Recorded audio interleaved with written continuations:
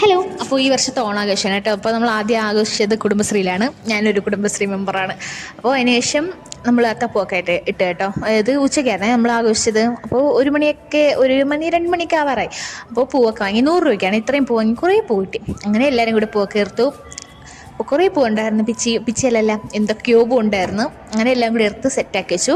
അതിനുശേഷം ഒരു ഡിസൈൻ വരച്ചു കേട്ടോ. പക്ഷേ ഡിസൈൻ വരച്ചതൊന്ന് നമ്മൾ ഇട്ടത് വേറെ ഒന്നായിരുന്നു. അങ്ങനെ എന്തൊക്കെയോ മോഡലോ ഒരു പ്ലാനോ ഒന്നും ഇല്ലായിരുന്നു. തോന്നിയ വാസത്തിന് അങ്ങ് ഇട്ട് അത്ര തന്നെ. അങ്ങനെ നമ്മളെല്ലാവരും കൂടി അത്തപ്പൂ ഇട്ട് നല്ല രസമുണ്ടായിരുന്നു. ഈ വർഷത്തെ ആദ്യമായിട്ട് അത്തപ്പൂ ഇടാണ്. അല്ലെങ്കിൽ നമ്മളിപ്പോൾ ലാസ്റ്റിൽ ഇടുന്നത് ഓണത്തിൻ്റെ അപ്പോഴിടായിരുന്നു. മുമ്പ് എല്ലാ ദിവസവും ഇടുമായിരുന്നു കേട്ടോ. രാവിലെ എണീറ്റ് റെഡിയായി എവിടെയെങ്കിലുമൊക്കെ പോയി പൂവൊക്കെ പറിച്ചുകൊണ്ടൊന്ന് ഇടുമായിരുന്നു. ഇപ്പം അങ്ങനെയൊന്നും ഇടില്ല. അതിനുശേഷം സദ്യയായിരുന്നു. കുറേ കറിയൊക്കെ ഉണ്ടായിരുന്നു കേട്ടോ. അങ്ങനെ ഓരോരോ സൈഡിൽ നിന്നല്ല, എല്ലാ സൈഡിൽ നിന്നും കൂടെ അങ്ങ് വിളമ്പാണ്. കാരണം എല്ലാം പെട്ടെന്നായിരുന്നു എല്ലാം നടന്നത്. അങ്ങനെ ഓരോരുത്തർക്ക് വിളമ്പി അങ്ങനെ കഴിച്ചു. അങ്ങനെ 8 കൂട്ടം എന്തോ ഉണ്ടായിരുന്നു കേട്ടോ. അങ്ങനെ എല്ലാവരും കൂടെ അത് കഴിച്ചു. ഞാനും എൻ്റെ അനിയത്തി അവസാനമാണ് കഴിച്ചത്.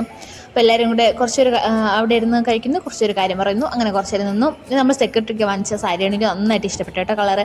പിന്നെ കുറേ വാവകളുണ്ടായിരുന്നു. അപ്പു ഉണ്ടായിരുന്നു, അക്കു ഉണ്ടായിരുന്നു, ആയിഷ ഉണ്ടായിരുന്നു, അന്ന ഉണ്ടായിരുന്നു. അങ്ങനെ എല്ലാവരും ഉണ്ടായിരുന്നു. അങ്ങനെ കുറേ നേരം അവർ കളിച്ചുകൊണ്ടിരുന്നു. പിന്നെ ഞാനും അവൾ സദ്യ കഴിക്കാൻ എനിക്ക് വിശപ്പോഴത്തേക്കും ആ കറി അങ്ങ് ഒലിച്ചു പോയി. പിന്നെ തിരിച്ചു വരെ എല്ലാം കൂടെ വെച്ചാണ് വീഡിയോ എടുത്തത്. പിന്നെ എനിക്ക് പൈസയും കിട്ടി. അപ്പോൾ അത്ര